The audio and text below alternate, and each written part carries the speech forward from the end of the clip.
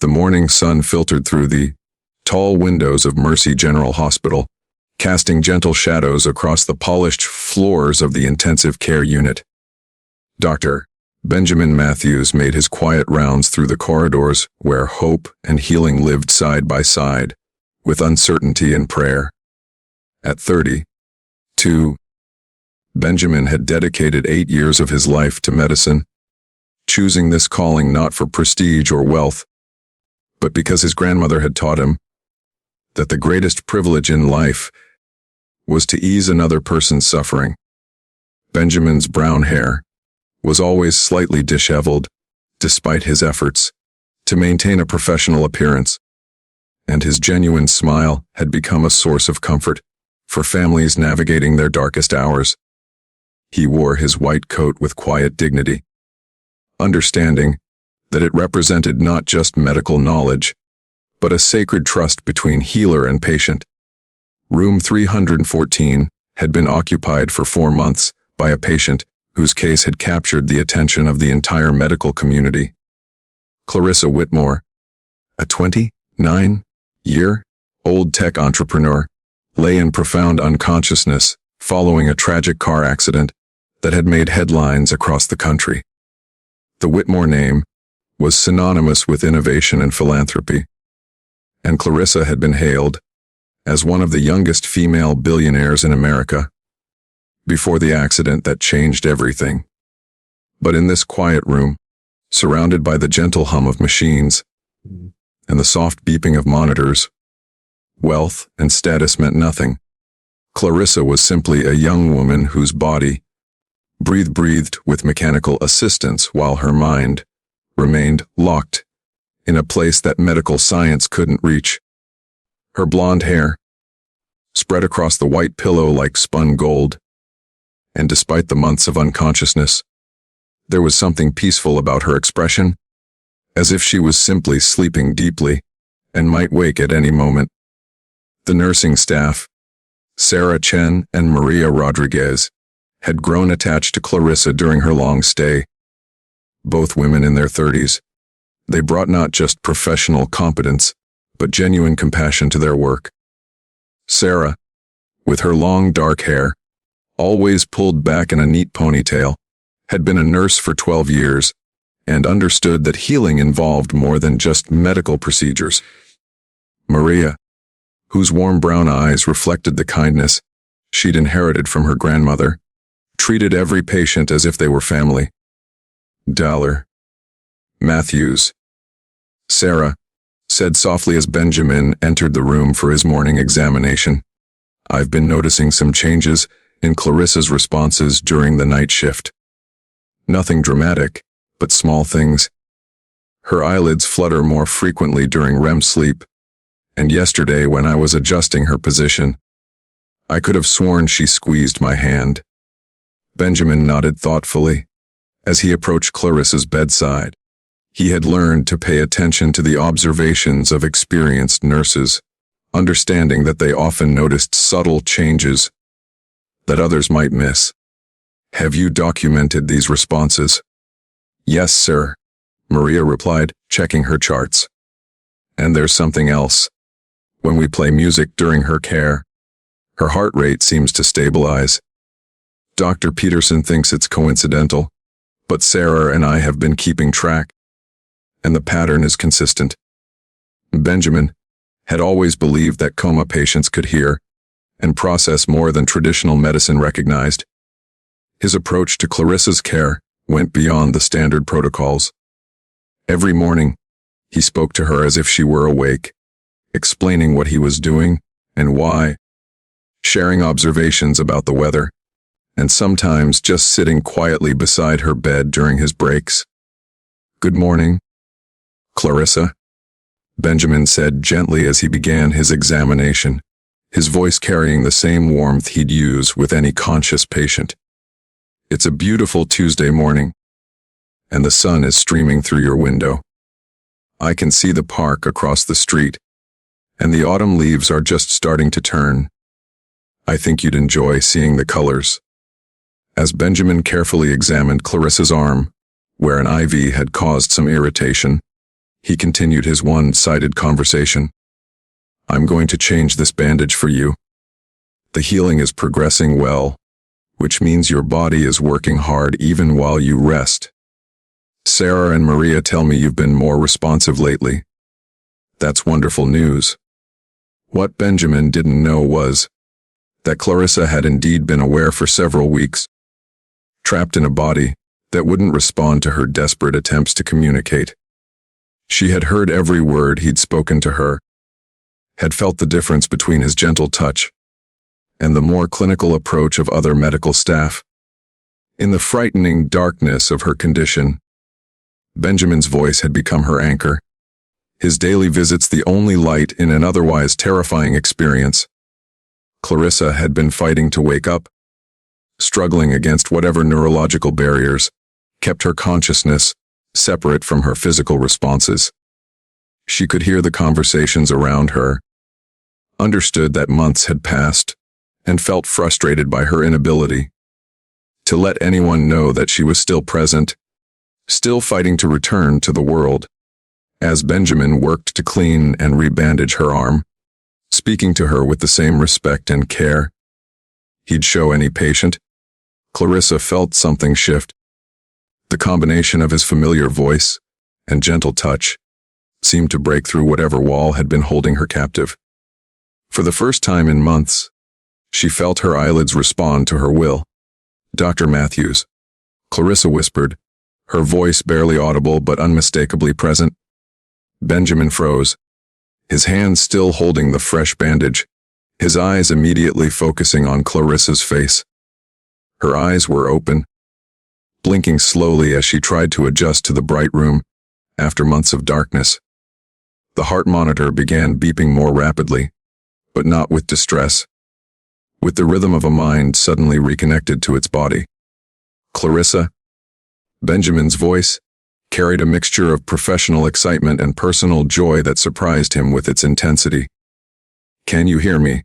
Can you see me?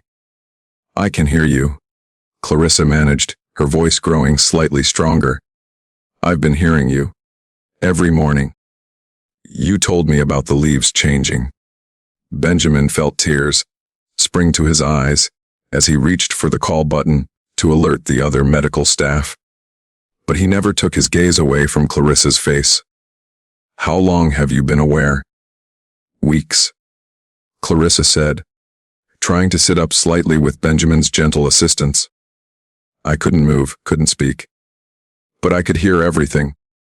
You were the only one who talked to me like I was still a person. The room quickly filled with medical staff as news of Clarissa's awakening spread through the unit. Dr. Elizabeth Peterson, the head of neurology, conducted a thorough examination that confirmed what seemed miraculous. Clarissa had emerged from her coma with remarkable cognitive clarity and minimal physical deficits. This is extraordinary, Dr. Peterson told Benjamin privately as the initial excitement subsided. In my 28 years of practice, I've rarely seen someone emerge from such an extended coma with such complete function. The family will be overjoyed.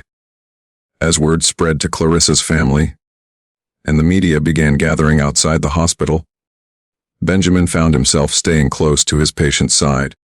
The transition from unconsciousness to full awareness was often overwhelming for coma patients, and he wanted to ensure that Clarissa felt supported through the adjustment. Dr. Matthews, Clarissa said during a quiet moment when they were alone, I need you to know something. During those weeks when I could hear but couldn't respond, I listened to how different people talked to me. Most of the staff were professional and competent, but they spoke as if I wasn't really there. You were different. Benjamin settled into the chair beside her bed, the same chair where he'd spent countless hours talking to her unconscious form. How was I different? You saw me as a person, not just a medical case. You told me about your day, about books you were reading, about your grandmother who raised you. You made me feel like I still mattered, even when I couldn't contribute anything to the conversation. Benjamin felt a warmth spread through his chest at her words. You did matter. Clarissa, you always mattered. Over the following days, as Clarissa regained her physical strength and prepared for discharge, she and Benjamin developed a friendship that surprised them, both with its depth and naturalness. Clarissa learned that Benjamin had chosen medicine after losing his younger sister in an accident, dedicating his life to helping families avoid the helplessness he'd felt during those final days. Benjamin discovered that Clarissa was nothing like the driven businesswoman he'd read about in magazine articles. She was thoughtful and curious, asking about his life and interests with genuine care, sharing her own dreams of using her wealth and influence to make a meaningful difference in the world. You know, Clarissa said one afternoon as Benjamin was finishing his shift, I've spent most of my adult life surrounded by people who saw me as an opportunity. Business partners who wanted access to my resources, acquaintances who valued what I could provide more than who I was as a person. But lying here these past months, unable to speak or move, I learned something important about human nature. What did you learn? Benjamin asked, settling into the familiar chair beside her bed. I learned that you can tell everything you need to know about someone's character by how they treat people who can't do anything for them in return. You talked to me, cared for me, treated me with dignity when I literally couldn't give you anything back. That taught me more about your character than any conversation we might have had when I was conscious. Benjamin felt heat rise in his cheeks. I was just doing my job. Clarissa? No. Clarissa said firmly. You were being yourself. And yourself is someone who sees the person beyond the patient, who understands that healing involves more than just medical procedures. Do you know how rare that is? When Clarissa was discharged 2 weeks later, she asked Benjamin if he would have dinner with her. Not as a patient and doctor, but as two people who had shared something profound and wanted to explore where their connection might lead. I need you to understand something, Clarissa said as they sat in a quiet restaurant, far from the world of board meetings and business obligations. If you say yes to getting to know me better, you're signing up for a complicated life. There will be media attention, social expectations, people who will question your motives, simply because of the difference in our financial situations. Benjamin reached across the table and took her hand, the same gentle touch that had helped guide her back to consciousness. Clarissa, for the past 4 months, I've been talking to someone I thought might never respond, might never know that someone cared about her well-being beyond the medical requirements. If you're willing to take a chance on a doctor who drives a 10-year-old Honda and thinks a perfect evening is reading medical journals while cooking dinner at home, then I'm willing to face whatever challenges come with loving you. Their relationship developed with the same patient care that Benjamin had shown during Clarissa's recovery. They discovered shared values about service and making a difference, found joy in simple pleasures like walking through parks and visiting museums, and built a foundation of respect and genuine affection that had nothing to do with Clarissa's wealth or Benjamin's professional status. Clarissa, who had been temporarily cut off from active management of her companies during her recovery, found herself reevaluating what truly mattered in her life. Working as a volunteer coordinator at the hospital where Benjamin worked, she discovered purpose that went beyond profit margins and stock prices. More importantly, she found love that had nothing to do with business mergers or social advancement. You know, Clarissa said, one evening as they walked through the same park, she could see from her former hospital room. My accident changed my perspective on everything. I used to measure success in terms of company growth and market share. But lying in that bed, dependent on the kindness of others, I learned that the most important wealth is the richness we create through our connections with other people. Benjamin smiled, still amazed by the journey that had brought them together. Your grandmother sounds like she would have gotten along well with mine. She used to say that we never really know what gifts people carry until we take the time to really see them. She would have loved you, Clarissa said softly. She always told me that the right person would be someone who loved me for who I was when I had nothing to offer but my authentic self. During those months in the coma, you fell in love with me when I literally couldn't offer anything, except the hope that I might someday return to myself. A year later, when Benjamin proposed to Clarissa in the same hospital room where she had first opened her eyes and seen his face, he said, I fell in love with you when you were unconscious, which sounds impossible, until I explained that I fell in love with the strength and resilience I sensed in you, the person I hoped you might be when you woke up. Getting to know the real you has been even more wonderful than anything I imagined. Clarissa accepted with tears of joy, saying, You loved me when I couldn't love myself, when I couldn't even speak for myself. You saw worth in me when I was at my most vulnerable. That's the kind of love that transforms lives. Their wedding was held in the hospital chapel, with many of the staff who had cared for Clarissa during her recovery in attendance. Dr. Peterson, who performed the ceremony as an ordained minister, spoke of love that begins in service and grows through devotion, of partnerships that honor both strength and vulnerability. Sarah and Maria, who had been with Clarissa through her darkest hours, served as matrons of honor, their faces glowing with the joy of witnessing their former patient find such happiness. The entire nursing staff had been invited, understanding that they had all played a role in Clarissa's recovery and the love story that had grown from those difficult months. You know, Benjamin said during his vows, I thought I was just providing medical care to someone who needed help. I had no idea I was meeting the person who would teach me that love recognizes no boundaries, that healing happens as much through human connection as through medical intervention. The Clarissa's response was equally heartfelt. Benjamin didn't just help heal my body.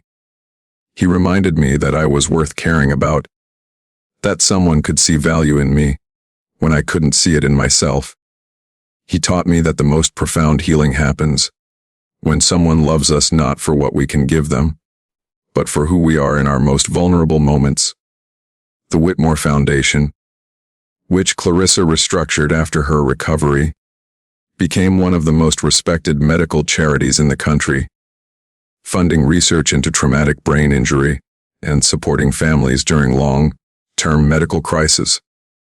Benjamin continued his work at the hospital, though Clarissa's support allowed him to also pursue research that might help other patients find their way back from similar challenges. Their life together became a testament to the truth that love built on mutual respect and genuine care creates something more beautiful than either person could achieve alone. They established a program at the hospital that trained medical staff in the importance of treating unconscious patients with the same dignity and respect shown to conscious ones, understanding that healing often begins with being seen and valued as a human being. The most important lesson we learned, Clarissa often said when speaking to medical students, is that consciousness and worth are not the same thing. A person in a coma is still a person, still deserving of respect and kindness, still capable of hearing and feeling more than we might realize. Benjamin would add, we discovered that love isn't always about dramatic moments or perfect circumstances. Sometimes it's about showing up consistently, treating people with gentleness when they're at their most vulnerable, and believing in their worth, even when they can't advocate for themselves. 5 years after Clarissa's awakening, they returned to room 314 for the hospital's anniversary celebration of the brain injury program they had established. Standing in the room where their love story had begun, they reflected on the miraculous journey that had brought them together. "Do you ever wonder what would have happened if I hadn't woken up?" Clarissa asked, looking out the same window where autumn leaves were once again beginning to turn. "I think I would have kept talking to you every morning for as long as it took," Benjamin replied, taking her hand in the gesture that had become natural between them. "Because somewhere in my heart, I knew you were still there, still fighting to come back to us. And now? No, I know that the most beautiful love stories aren't always the ones that begin with love at first sight.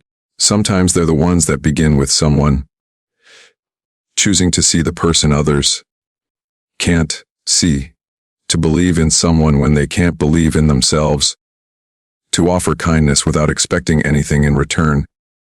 Their story became part of the hospital's legend, a reminder to staff that every patient deserves to be treated with dignity, that small acts of kindness can have profound impacts, and that healing often happens in ways that can't be measured by medical instruments. The room that had once housed Clarissa's long recovery now bore a small plaque that read, "In honor of all the patients who remind us that the heart knows truths that medicine is still learning to understand."